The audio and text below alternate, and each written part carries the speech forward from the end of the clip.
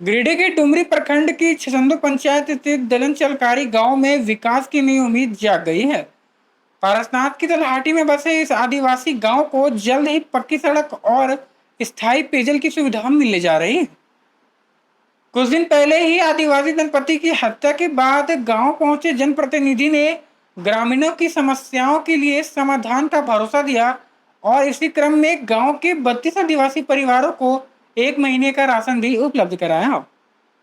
गांव को मुख्य सड़क से जोड़ने और पक्की सड़क निर्माण के लिए अनुशंसा की जा चुकी है। वहीं पेयजल संकट स्थायी समाधान के लिए सोलर आधारित जल पूर्ति प्रणाली लगाने का आग्रह किया गया है। सामाजिक संस्थाओं के सहयोग से भी ग्रामीण परिवारों को मदद मिल रही है।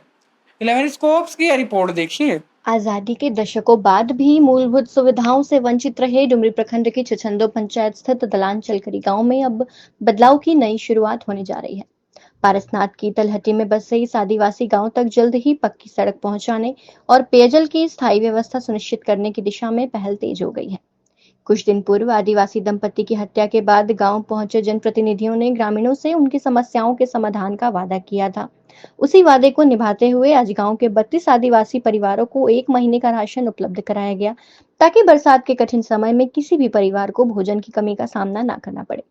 गांव को मुख्य सड़क से जोड़ने एवं पक्की सड़क निर्माण के लिए अनुशंसा की जा चुकी है। इस संबंध में गिरिडीह के उपायुक्त से भी विस्तार से चर्चा की गई है।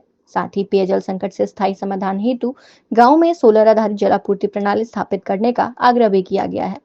क्षेत्र की सामाजिक संस्थानों से सहयोग की अपील का सकारात्मक प्रभाव भी देखने को मिला है।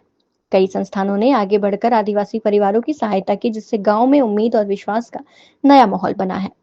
संदेश स्पष्ट है, विकास का अधिकार हर गांव का है। ढलान चलकरी अब उपेक्षा का नहीं बल्कि बदलाव, संघर्ष और जनसेवा की मिसाल बनने की ओर अग्रसर है।